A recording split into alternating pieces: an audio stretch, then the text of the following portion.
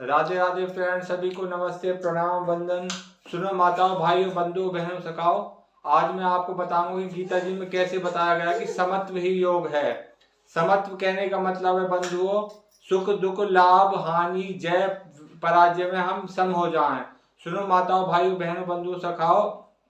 यह जो संसार है, संसार एक ऊंच नीच का पड़ाव है। ऊंच नीच कहने का मतलब क्या है? इस संसार में कुछ भी मतलब सम नहीं है। सम सम की प्राप्ति कैसे होगी फिर हमें, जब इस संसार में कुछ सम ही नहीं है तो सम की प्राप्ति होगी बंधु माताओं, बंधु बहनों सखाओ, जब हम अपने ध्यान को सुख और दुख से हटा के अपनी आत्मा पे लगा लेंगे।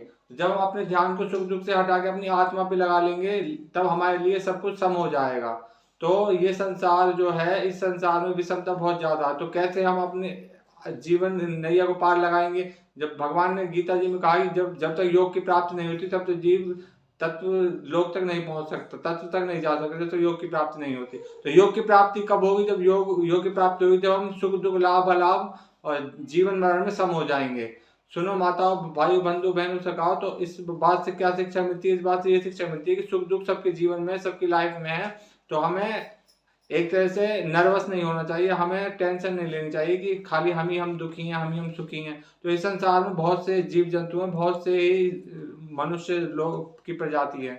तो सब में सम हो जाओ, यही इसी का नाम योग है। समत्व में जो रहेगा वही योग, वो योग का अधिकारी होगा। तो ये आपको वीडियो हमारी कैसी लगी? अच्छी लगी तो लाइक कमेंट शेयर सब्सक्राइब अवश्य करें। धन्यवाद।